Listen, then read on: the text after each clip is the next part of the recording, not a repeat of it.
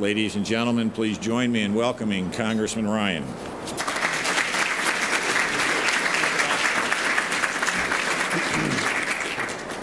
Well, good afternoon, everybody. Thank you for indulging me. We just had a bunch of votes in Congress, which caused me to be a little late. So I hope your lunch went well. I understand we've got the President of the United States coming here this afternoon with the Russian President Medvedev. Did I pronounce that correctly? That's a tough one to roll off the tongue.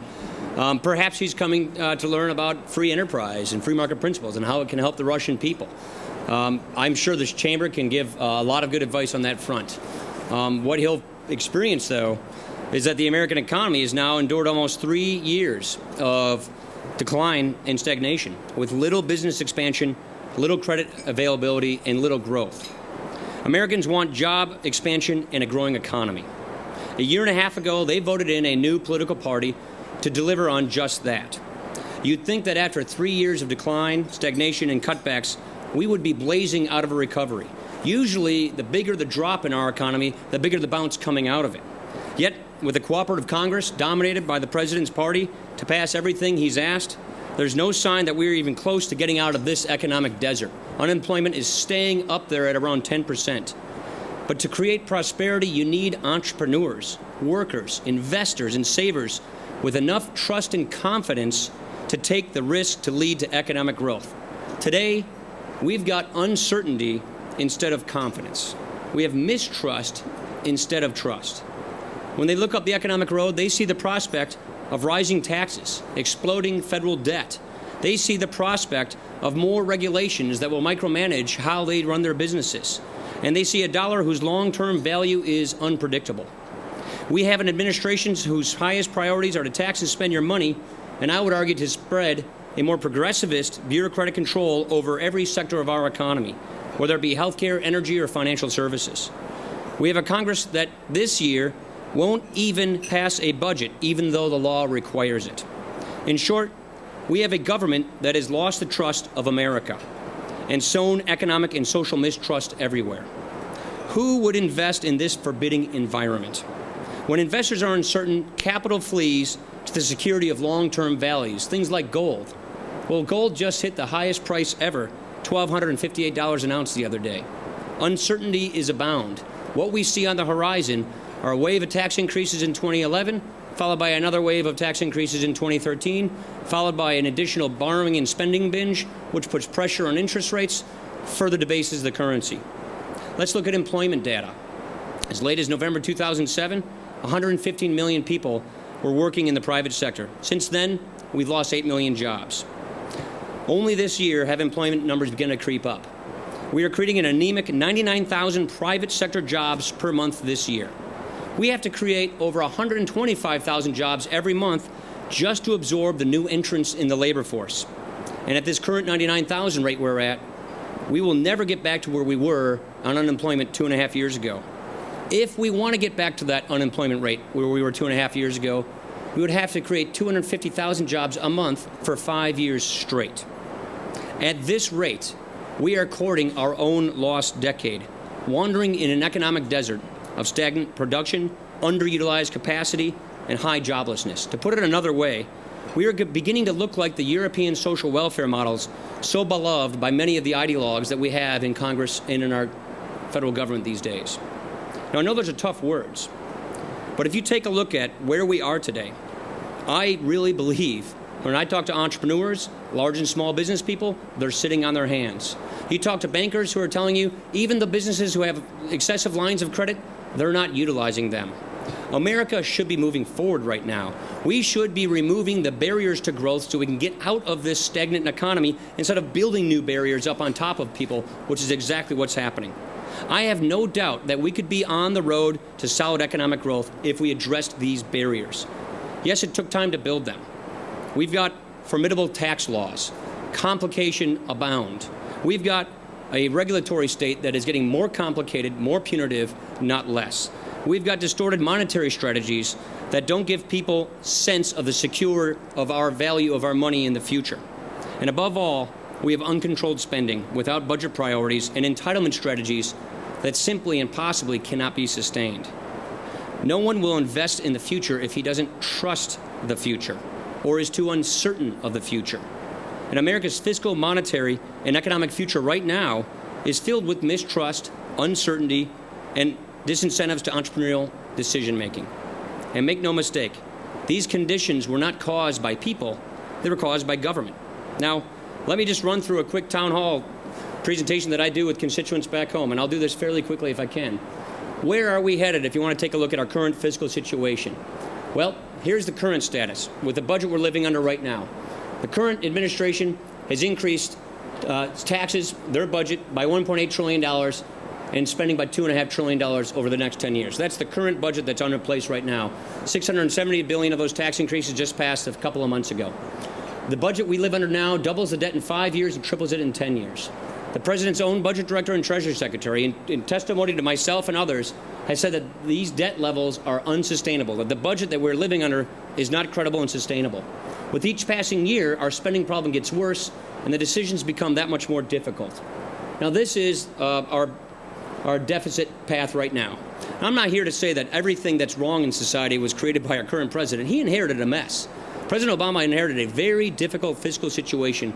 The question is he going in the right direction or is he compounding the problem? And I would argue he's compounding the problem. These are the deficits we have right now. It goes down to about $700 billion in 2013 and then pops right back up. An average deficit of $1 trillion a year. What happens to your economy and your country if you're piling up trillion-dollar deficits every year? Well, you have a lot of debt. Now, we've had debt in the past. Debt isn't always a bad thing. It depends on how big it is relative to your income. Now, in the past, we've had, pretty good debt. Look at this, World War II. World War II, we had a debt that went higher than the entire size of our economy. We borrowed more than we were earning, more than we were producing. And that was done to win World War II. And you can raise levels of debt like that so long as the markets believe it's temporary. And in those days, the debt was all owed to ourselves. U.S. citizens, my grandfather used to tell me about this all the time. He was a Navy man in World War II. The citizens floated the money to the government by buying T-bills or war bonds so they could pay for this. Well, that's not the way the debt goes anymore. 1970, 3% of our debt was foreign held. 1990, about 17% of our debt was foreign held. Today, 47% of all the U.S. debt is held by foreign governments, China chief among them. Here is what the Congressional Budget Office is telling us our debt is going to become. This is the path we're on right now. This is before health care. This is before cap and trade. This is actually before all the things that are being advocated in the current Obama budget are actually in place. We are going to crush our economy if we continue going down this path. It's the interest itself that compounds so viciously and gets out of control. We are looking at an era where we're on the cusp of giving the next generation such an unsustainable burden of debt that they're not going to have the kinds of living standards we've enjoyed in this country. I'm 40 years old. My wife and I have 3 kids. They're 5, 7, and 8 years old. By the time my kids are my age, according to the CBO, the size of our government will literally be double what it is today at that time. So instead of taking 20 cents out of every dollar made in America to cash flow the federal government, they'll be taking 40 cents out of every single dollar made in America just to pay for the federal government. This is a path we put them on. That is the tax trajectory that we are on. This is the interest problems we're going to have. You literally can't have a growing economy when so much is being soaked up in the credit markets, when so much borrowing is occurring. So how does all of this end? Have we seen this movie before? Is there an example somewhere else in the world we can look at to get an idea of what this ends up looking like? Well, turn on the TV. Look at Europe and look at Greece in particular. I think they're a cautionary tale of things to come. Basically, what you have is a story of reckless government spending that has hit Europe with a deep debt crisis. And particularly, according to Robert Samuelson, well-known fiscal columnist, this tragedy is the death spiral of the welfare state. We know what cradle-to-grave social welfare states do and how they end up. They simply cannot cash flow themselves. You eventually run out of other people's money to spend. And so when you take a look at what's happening over there, we realize that Greece was cooking the books, hiding the numbers. When it was truly revealed how bad their debt and deficits were, it was quickly then revealed that Portugal, Italy, and Spain had the same problems. And so now you have severe austerity plans being put in place to try and save their system in a crisis. Their currency is going down, their debt is going up, their economies are slowing. Austerity means cutting people everywhere, cutting current retirees' current benefits, putting huge tax increases on your economy, on your labor force, on your businesses, on your young people, which will slow down opportunity, prosperity, and job creation. This is what happens if we let this get out of control. This is the future that awaits us if we go down this path of not preemptively dealing with our debt crisis. Now, this is a study the IMF put out about a month ago. IMF is basically saying we are already up there with the pigs. So Portugal, Italy, Ireland, Greece, and Spain, our debt level right now is above Spain, Ireland, and Portugal as it relates to our economy. That's the most important statistic. In 5 years, our debt level on our current trajectory is going to be up there with Greece and Italy. This is not a situation where we can think we can run out the string much longer. Now, we have certain advantages. We have advantages because we're the world's reserve currency. We have advantages because we have a more entrepreneurial, nimble economy. And if we can get the economy growing, if we can focus on spending, we can turn this around. Now, in 2007, as I became ranking member of the Budget Committee, these numbers were already out there. These aren't new numbers. These are just updated numbers. I decided to write a plan called the Roadmap for America's Future. The idea of writing a plan was twofold. Number one, show a pathway out of this mess and show how we can fix this problem. And do it in a way that does three things. Fulfills the mission of health and retirement security, the mission of these programs, pays off our debt, and grows our economy so that we have higher living standards for future generations. Now, I didn't do this plan saying that I had all the answers. My goal in putting this plan out there was to encourage others to come up with their plans. So in Washington, we can get beyond the business of finger-pointing each other, demagoguing each other in political campaigns, and get on to the business of actually solving the problem. So what do I propose with the roadmap? I'll do it very briefly. Tax reform. Number one, the tax code penalizes all those qualities that make us great. Saving, investing, raising a family, starting a business, growing the economy, creating jobs, working. So I would replace the current tax system with a modified flat tax. It's a bone to progressivity, meaning 10% on the first $100,000 for couples, 25% above that. No other tax on capital or savings, meaning no dividends, capital gains, or death tax. Those are taxes that are double taxes on capital. They retard economic growth and innovation. You get to choose. If you want a simplified system like that, you can have it. Generous personal standard exemptions, but that's it. If you want to keep the current system with all of its bells and whistles, you can do that as well. But if you want to give up all the loopholes, all those deductions, all those cats and dogs that are in the tax code, a very simplified system so that businesses, entrepreneurs, and individuals can actually have a clean, easy postcard to fill out and move on. I would replace the corporate income tax with a better system. The corporate income tax is a killer of growth in this country. It's the second highest rate in the industrialized world. It's about to be the highest rate, and it is very growth punishing. It rewards companies right now to move their operations overseas. We should have a territorial system, not a worldwide system. We should have a system that says to businesses, you ought to be able to expense every investment in plant and equipment the year in which it takes place. And we also ought to have a border adjustable system. Why don't we do to our competitors what they're doing to us? Take the tax off of our exports and put an equal tax on our imports to better level the playing field, to reward businesses for building things in America and exporting them. Let's acknowledge the fact that 97% of the world's consumers are outside of this country. Let's get our businesses in a situation where they're ultra competitive. Let's make sure that when businesses invest and build and grow here in America, that's the smart business thing to do. We don't want to have a situation where we are penalizing businesses for keeping their money, their capital, and their headquarters and their manufacturing facilities in America. So then rather than having Ireland and the Cayman Islands be the haven for capital formation, the place you hide your money, why don't we make it America? Why don't we make it here in this country so that we can be the leaders of this? I have no doubt in my mind if we do this, not only can we raise the revenue we currently raise for the federal government, we can get growth back on. I also think you have to have job training. We have so many different job training programs in the federal government, dozens of them. Consolidate them so that they're a voucher so a person loses their job in an industry that's not working, that's going away, auto industry in my area. Give a person the ability to go back to school, learn a new skill and a new trade, midlife, mid-work career, so they can get back into the workforce with a high-paying job that gives them the skills so they can be mobile in this international economy. You don't have the same job for your entire life like you used to in our parents' generation. You got to have a system of lifelong learning. Social Security and Medicare. We can do this right now and fix these problems without jeopardizing any benefit for a current retiree or somebody near to retire. That's the benefit of acting now. We do not have to have austerity now where you slash and cut people's benefits, raise taxes if we preempt the debt crisis from coming here. So what I propose to do is tell everybody, if you're over 55, no changes. The benefits you've organized your life around, that you've planned your retirement around, that's not going to change. Even though they're unfunded and they have a huge liability, we'll come up with a plan to actually finance those benefits. But if you're under 55, if you're in the X generation like I am, or the Y generation, you ought to know that these benefits aren't going to be there for you anyway. There's no way that the government can come up with the $72 trillion that it right now has to come up with to actually finance these benefits for younger workers. So convert Medicare to a system that works like the one I have as a member of Congress. I get a payment, I get a book from the federal government, a list of competing plans to choose from, and I pick the plan that's best for me and my family. I would adjust that payment in 3 ways.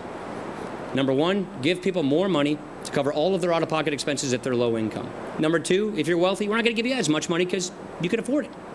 And number 3, as your health condition deteriorates, as you get sicker, you'll get a better payment to make sure that your premiums stabilize. If you do that, according to the Chief Actuary of Medicare, according to the Congressional Budget Office, we can make Medicare permanently solvent and wipe out its $38 trillion unfunded liability.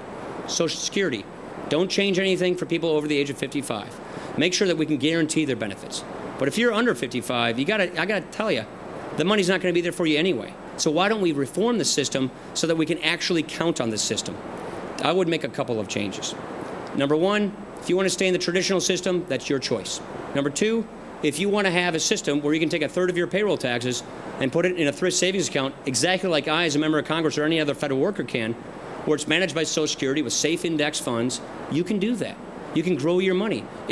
You can harness the power of compound interest, and it's your property. It is your right. It goes to you and your spouse and your heirs when you pass on.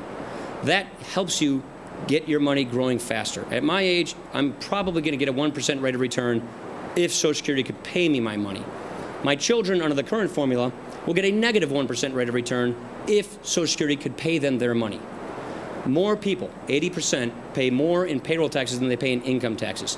We ought to give younger people the option and the opportunity, the choice, of getting a better benefit for themselves when they retire, so it's a program that they also have faith in. And you need to do a few things on the traditional benefit to make it sustainable. I would index it so that wealthy people don't get as much of a benefit increase as everybody else. And I would slowly but surely raise retirement over the latter part of the century, not in the near future, over the latter part of the century, to just reflect longevity. When Social Security was created, the retirement age was 65, life expectancy was 63. The numbers added up great. It's not like that anymore. So we need to make some adjustments to save this system. Medicaid, let's give the states, the laboratories of democracy, the ability to customize their programs to meet their people's needs. I would also say to people, look, we're going to give you a voucher to get private health insurance.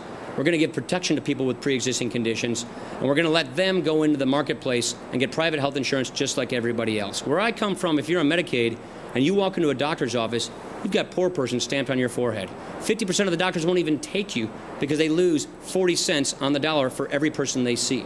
And so why don't we have a system where we don't segregate the poor into an inferior healthcare system? Why don't we have a system where we can give them the access to the kinds of private health insurance that everybody else has? You can do that in the way we're proposing and save the system from insolvency and bankruptcy. The point I'm telling you is this. Here is the path ahead of us. Our current policy, meaning the way our current government is going, is our government spending is going on a tear. By the time my kids are my age, we go from 20% of GDP to 40%, and then on up to 60%. That's unsustainable. That extinguishes the American idea.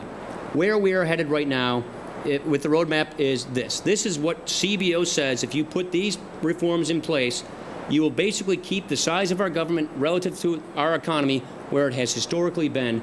I call this sort of the pig in the python. That's the baby boomers right there. We've got a big generation coming through. We've got to get prepared for them. We're not ready for them. We can. Now, what it really is all about is about standard of living. What does the future look like?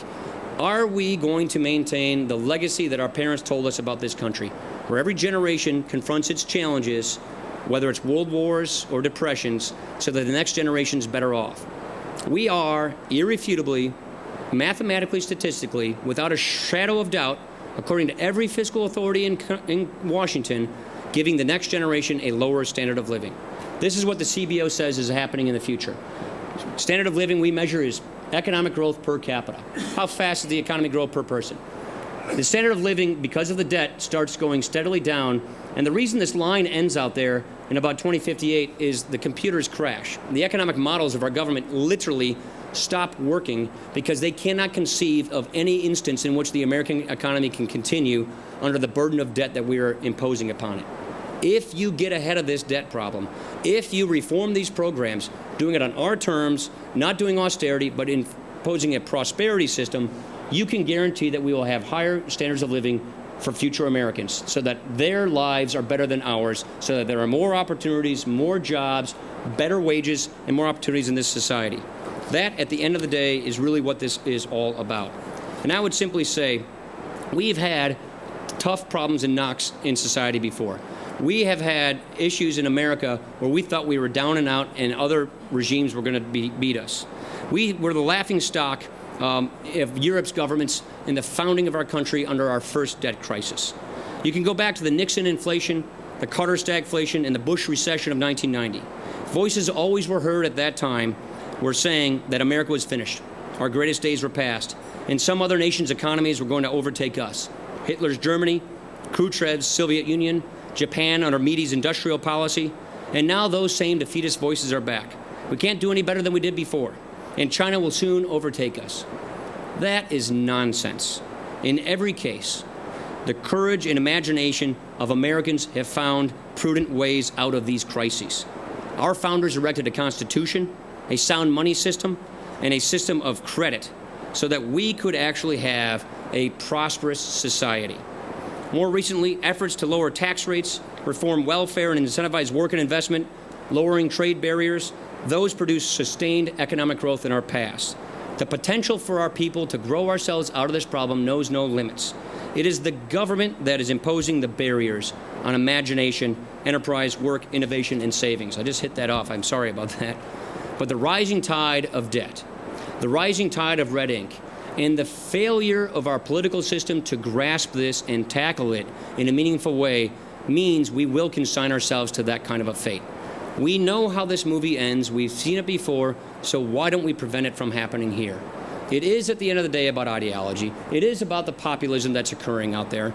You can't love jobs and hate the people who create them.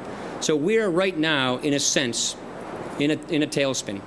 And if we get out of this, it will be because we put that American entrepreneur back to work. We remove the barriers that prevent them from making decisions about the future. If we knock the future problems out of the way, we get our handle on this debt, we reform our entitlements, we secure our currency, and we have a tax system that rewards rather than punishes wealth creation, job creation, and growth, we will succeed and we will grow our way out of that. That's what we have to do. That is not what we are doing right now. And I have no doubt in my mind whatsoever that if we get back on this kind of a prosperity agenda, that's what will happen. This is not about imposing austerity. It's far from it. It is not an either-or trade-off between austerity now to cancel the debt or force-feeding growth by spending more money. That's a false dichotomy, a false trade-off. This is a prosperity plan.